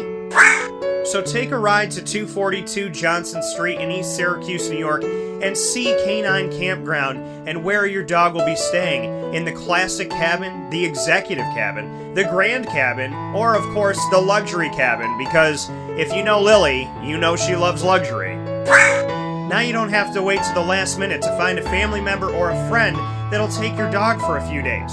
Call Canine Campground at 315-299-4013. That's 315-299-4013. Their drop-off and pickup times are Monday through Sunday. Check K9campground.com for more information. That's the letter K, the number 9, and campground spelled with a K.com. K9campground.com. When you're going out of town, bring your dog to Canine Campground.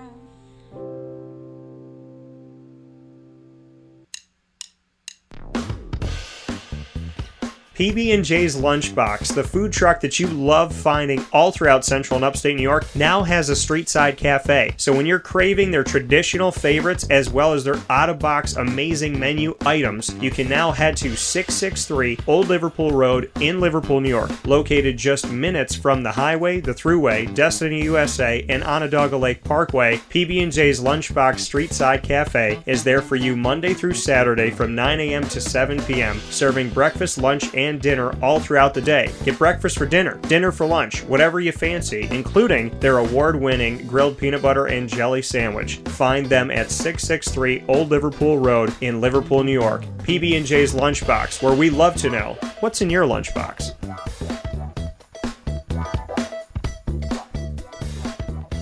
This is a special message from 317 at Montgomery restaurant owner Joel Carpenter. Open Tuesday through Saturday for your dining pleasure on 317 Montgomery Street in Syracuse, New York. We wanted to be a part of the resurgence of Syracuse. We saw a lot of money being put into bringing people back downtown and thought that, we'd like to be a part of that. I love putting together a good dish where people see it first, they fall in love with it, and then it tastes just as good as it looks. We want to provide the best food in Syracuse that we possibly can, and we want you to leave here talking to your family, your friends about what you had to eat first and foremost, but also our service, and to walk out feeling like you're part of our family. I work out in the front of the house a lot, and I love walking to every single table, asking them how everything is, and people looking at me and smiling and saying, this is the most amazing short rib I've ever had. This is the most amazing filet I've ever had. And Donna is great. Sarah's amazing. Thank you for coming over and talking to us. And then them just being truly happy for the experience that they've gotten. 317 at Montgomery Restaurant, part of the fabric of downtown Syracuse, located on 317 Montgomery Street in Syracuse, New York. Open Tuesday through Saturday for a unique and memorable dining experience.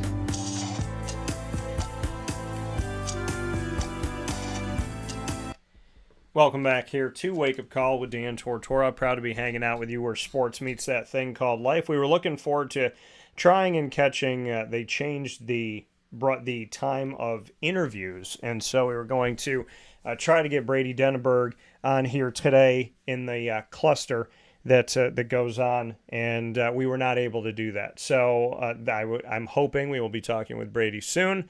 I look forward to it, and we'll be excited for it. So very much looking to these captains once again: Justin Barron, Brady Denneberg, Marlo Wax Jr., as well as Garrett Schrader, Isaiah Johnson, and Damian Alford. Big congrats on being voted captains. Can't wait to see what that looks like. Greg said, exactly, got to support the Orange early and often this football season. Yeah, so, folks, you know where to be. Absolute cluster. Yeah, Greg knows what I'm talking about. Just a cluster. Yep. Can't make it easy. So, but yeah. It's interesting, man. It definitely is an interesting thing. But I'll be talking with Brady soon. Don't worry about it. But yeah, I always have the great opportunity to talk with Brady. But this morning, seeing this being game week and seeing everything that's going on. I mean, Lemoyne women's soccer is going to have their first home game as a Division I program this weekend as well. It's going to be on Sunday. So on Saturday, you got Syracuse football coming back. On Sunday, you have the women's soccer team that just won their first game as a Division I institution in their third try. How about that? How about that? They got better with time, and I'm going to have Yaro Zavaslan on the show tomorrow. Yaro's going to have residency here soon, as he's been on the show 3 times in 3 weeks, but with good reason. His team was the first team to play a game as Lemoyne being a fully fledged Division I institution when they went on the road to the University of Maine. And then him and I spoke after that game about the opportunity, what they learned from it, playing their first Division I competition. They lost 5-0. In the next game, they faced off against Iona. They lost 1-0. 5-0. And so you saw the growth coming. And in this game, they won 3-2, scoring the last 3 goals of the game against Niagara. And so we already have a victory in these first 3 games being a Division I team, which is a great sign. And we have the growth. We have the growth of trying to score toward the end, but not getting anything in the goal, and then losing 5-0 when Yarrow talked about how much they emphasize defense on their team. And then we see them bounce back against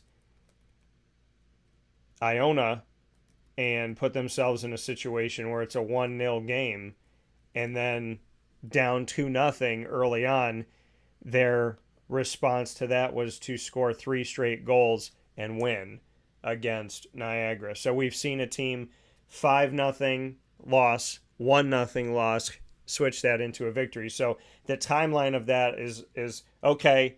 We played our first, and they didn't get to play any preseason games, by the way, because the decision was made in May. There was so much quickness that had to be turned around here. So the fall sports putting schedules together, there was no scrimmages.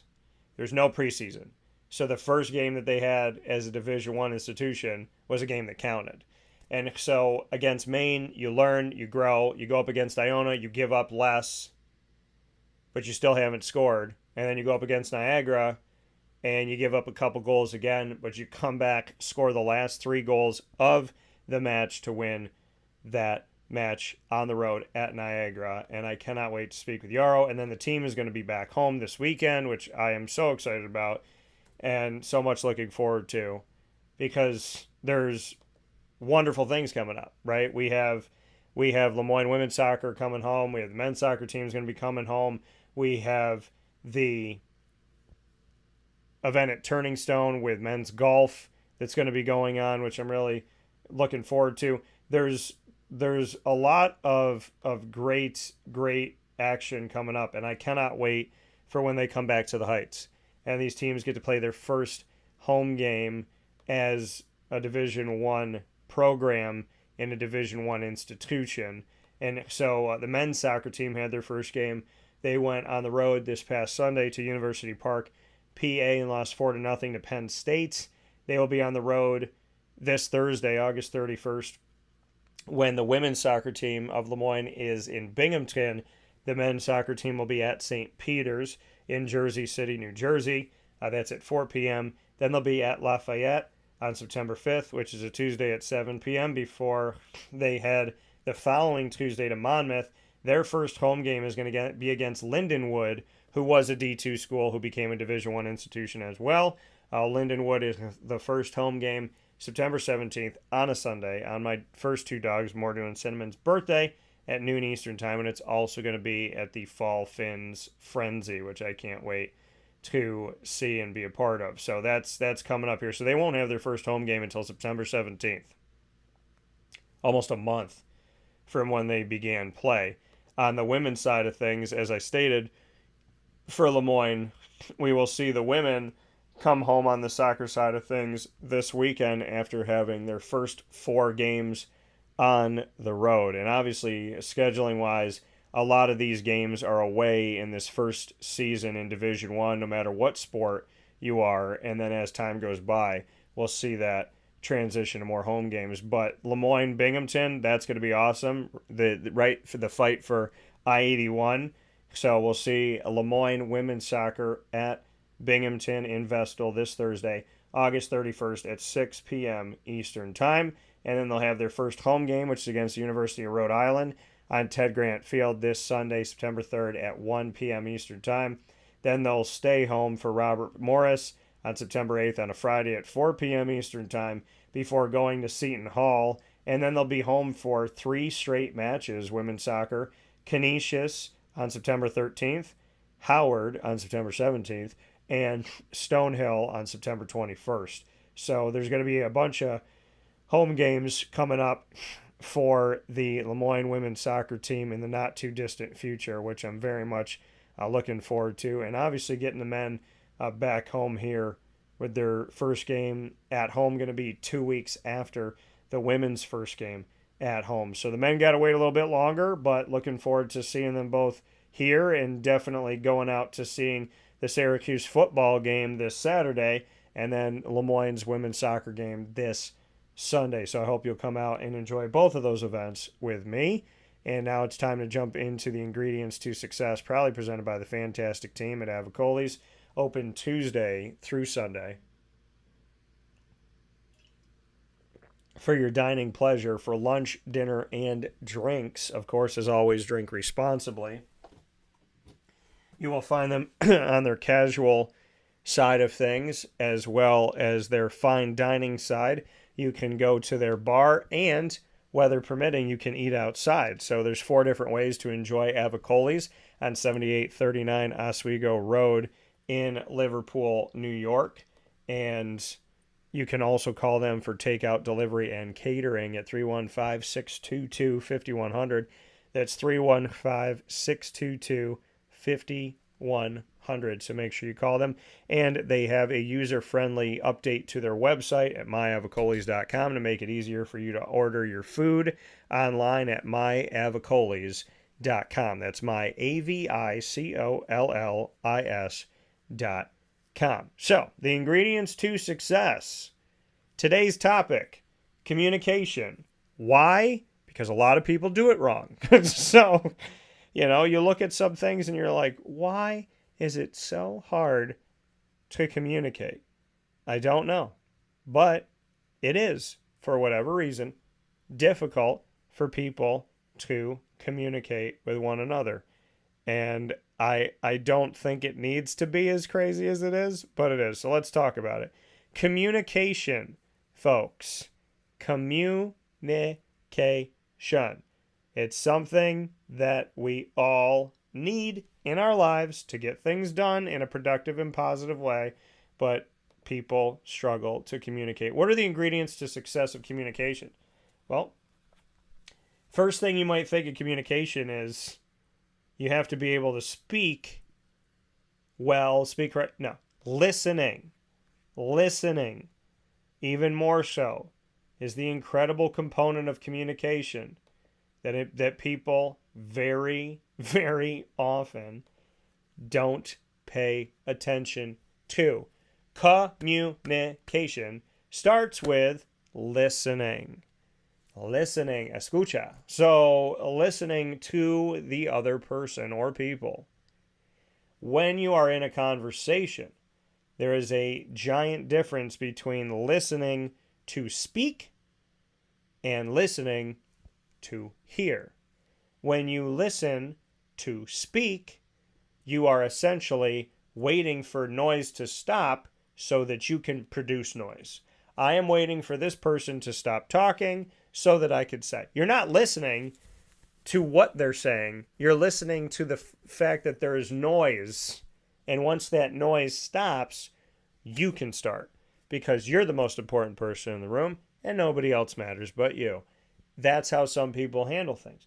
They listen to speak. They listen to wait till you're done so they can speak. So they don't really learn anything from anybody because they're not listening. They're just waiting for the noise to stop so that they can produce their own noise.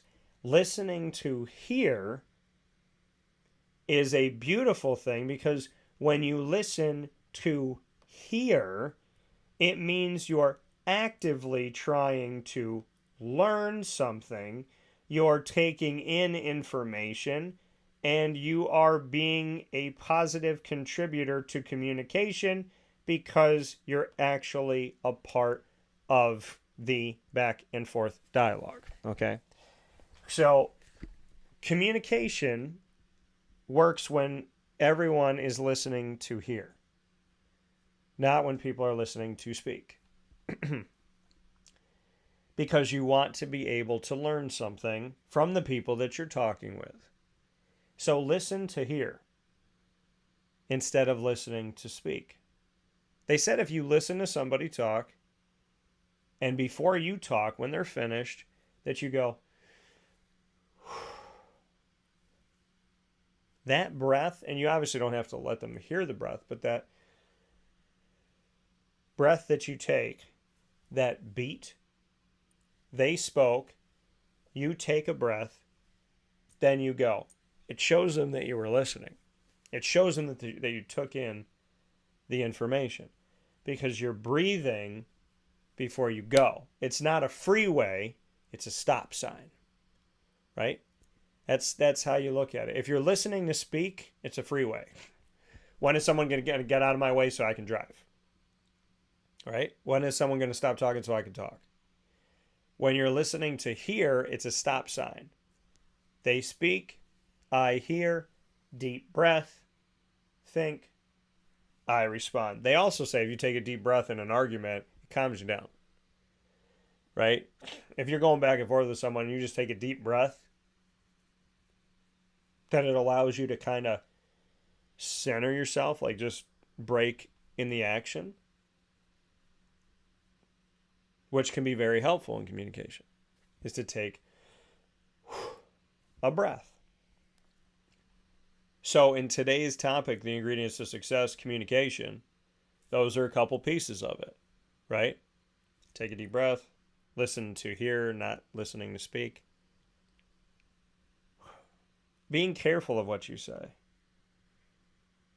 in communication, being careful of what you say.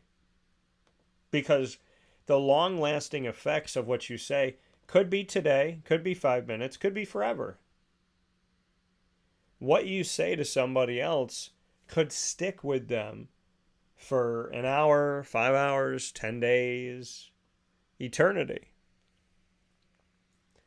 So in the moment, you have to check your emotions in communication. And you have to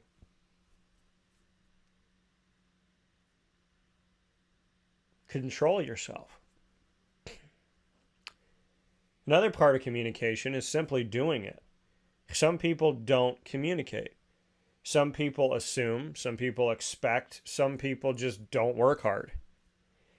And their lack of communication reflects in the relationships that they don't have, the relationships that they burn, the relationships that are not strong. Because when you fail to communicate, you put yourself in a position of not letting other people around you really feel respected by you. I've worked with people who have communication in their title, and they don't communicate. It's such a ridiculous thing. Like, their job literally is to communicate, and they don't do it. They avoid it. They avoid it like anchovies on pizza. So communication is another ingredient to success is you have to do it. You have to communicate.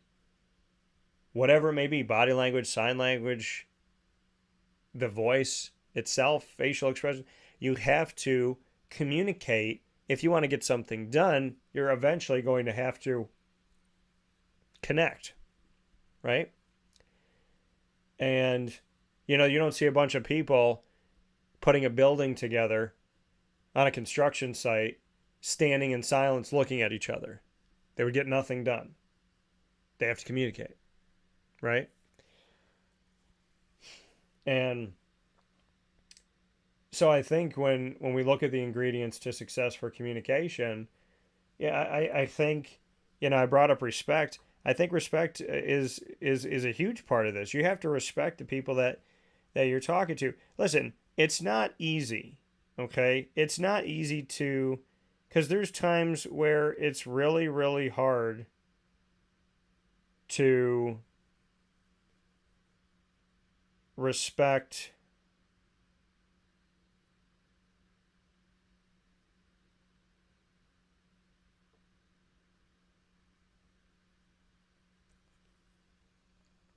it's really, really hard to respect someone who doesn't respect you. I understand that. I completely understand that. And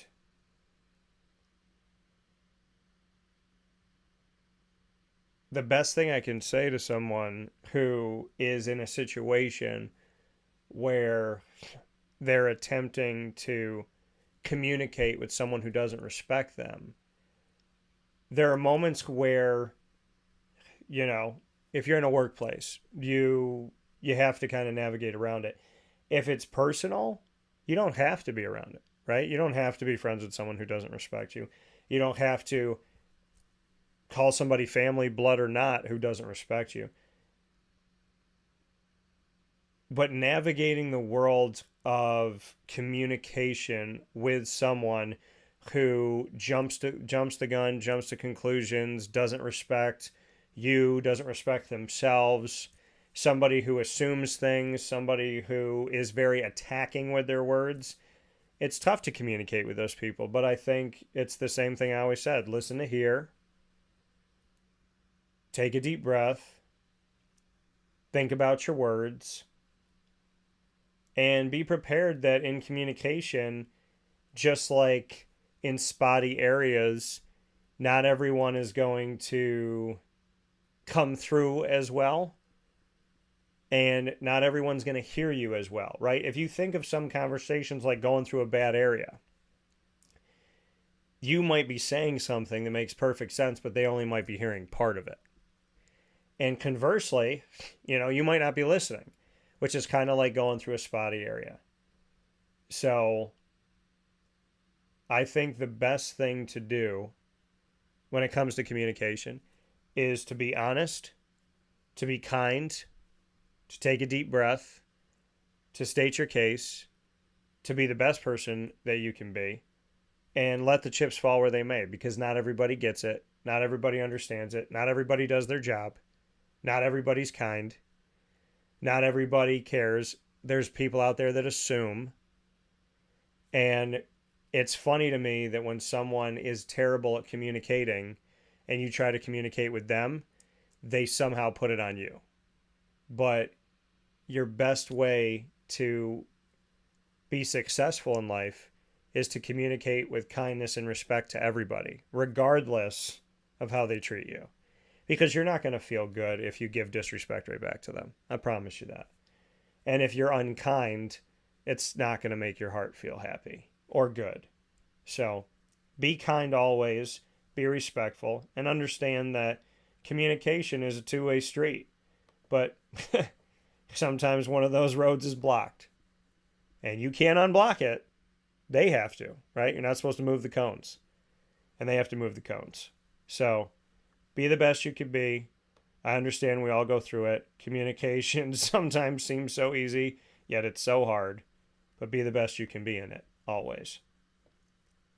Ingredients to Success, proudly presented by Avicolli's on the corner of Route 57 and Wetzel Road, 7839 Oswego Road in Liverpool, New York. Make sure that you head out there today, and of course every Tuesday through Sunday for lunch, dinner, and drinks. As always, drink responsibly. YouTube.com/WakeUpCallDT, Facebook.com/WakeUpCallDT, and on WakeUpCallDT.podbean.com are all of the avenues for you to connect with Wake Up Call Monday through Friday from 9 a.m. to 11 a.m. Eastern Time. Wake Up Call with Dan Tortora is also on Amazon Music, Audible, iHeartRadio, iTunes, and Apple Podcasts, Player FM, Podbean, Podchaser, Podvine, Spotify, TuneIn, YouTube. All you have to do is search Wake Up Call with Dan Tortora, or one word, Wake Up Call DT, and you'll find us on all of these awesome avenues. Big time thanks to our incredible team, Carvel DeWitt, the Wildcat Sports Pub, Mon Pa's Kettle Corn and Popcorn Factory, GG Cards and Breaks, 317 at Montgomery Street, Chick-fil-A Watertown, Canine Camp Dog Daycare, Chick-fil-A Cicero and Chick-fil-A Clay, Great Lakes Honda City, Pizza Man, PB&J's Lunchbox, Canine Campground Dog Boarding, Avicolli's Mother's Cupboard, and of course we are the exclusive multimedia marketing partner of your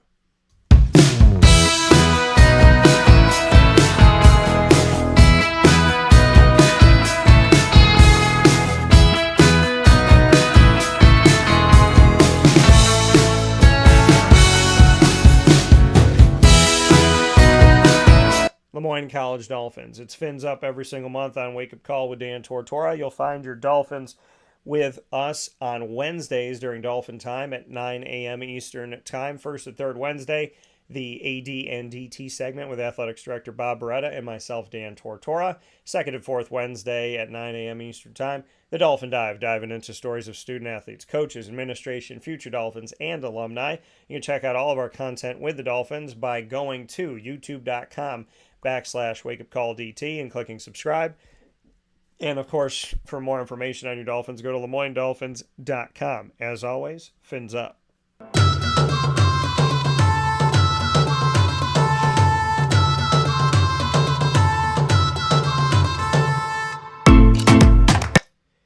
Wake Up Call with Dan Tortora is the exclusive multimedia marketing partner of the Bryan and Stratton College Bobcats of Syracuse. The Bobcats come to you every single month on Wake Up Call. Student athletes, coaches, and administration throughout the year telling their stories in a unique way, because the Bryan and Stratton College of Syracuse is a very unique experience with beautiful and awesome opportunities at small classroom sizes. You can get to know your teacher, study a bunch of different pieces that can help you grow, blossom, and excel in your life. And it provides an opportunity with those that have eligibility, either that have gone to college, went to college part-time, and took a break from college, or are coming out of high school and going straight in.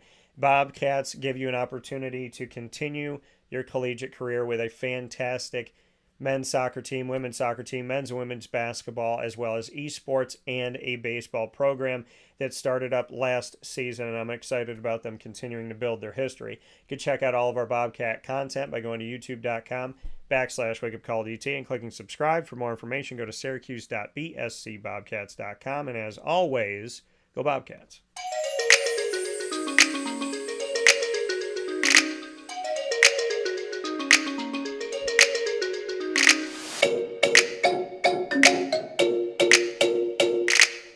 The Alfred University Saxons are exclusive multimedia marketing partners with Wake Up Call with Dan Tortora. You will find your Saxons with us every Monday during Saxon Time. The Saxon Time comes to you Mondays at 10:30 a.m. Eastern Time. First and third Monday of each month, we bring you the presidential perspective with Mark Zupan, like we did this week, featuring the conversation on students returning to school, as well as the engineering school that they have, the opportunities that they offer to engineering majors, as well as their incredible alumni and all of the wonderful projects that they've worked on, which you definitely have to check out that edition of Presidential Perspective, because the things that their alumni have done from Alfred University are incredible, would be an understatement. Let me just say that much. Second and fourth Monday at 10:30 a.m. Eastern Time, the Saxon Spotlight, and the Saxons here very excited to always have student athletes, coaches, administration, and alumni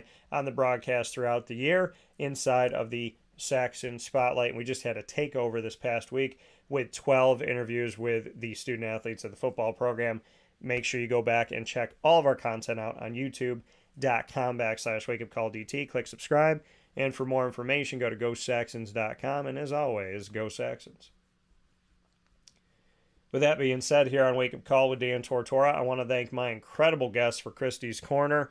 Here with Christy Salters-Martin, International Boxing Hall of Famer and promoter, who continues to affect the world of boxing by looking for the next boxer to come up and helping them in their career and in their promotion and getting them out there, paying it forward like it was done for her as well. Bryce Mill is a fantastic boxer right here from our community of Central and Upstate New York, who came off a victory just a few days ago in Poland. Pat Orr, a boxing photographer who's had the opportunity to capture the sport of boxing and the awesome and incredible moments through her lens in such a wonderful way and through her eye, which I'm really excited to just showcase the work that she's done and to talk about that, as well as being the owner of PB&J's Lunchbox on 663 Old Liverpool Road in Liverpool, New York. Make sure you head out there today. Big shout out to the Syracuse football captains once again: quarterback Garrett Schrader, defensive back Justin Barron, linebacker Marlo Wax Jr., place kicker Brady Denneberg, cornerback Isaiah Johnson, and wide receiver Damian Elford. Big shout out to all of them, and a big thanks to Avicolli's, as always, for the ingredients to success. They're on 7839 Oswego Road in Liverpool, New York, right down the road, walking distance from Liverpool High School, and our home of our Liverpool Warriors exclusive sit-down conversations all throughout the year. Find us on Facebook at Wake Up Call DT. I guess I got to change that to X. Twitter at Call DT, and Instagram at Wake Up Call_DT. Have a wonderful day. Listen to hear, not to speak. Be kind, be compassionate, and do not let this world change you for the worse. If you are consistent, that's what you can control. Someone's mean to me, I am kind. Someone's kind to me, I am kind. Someone disrespects me, I am kind. Someone respects me, I am kind. You know, it doesn't mean don't stick up for yourself. It doesn't mean don't stick up for your loved ones. It means do not let someone's negative behavior and disruptive behavior cause chaos in your life. You have control over that and how you respond. So respond with compassion, kindness, love, and keep God first. Have a great day. God bless.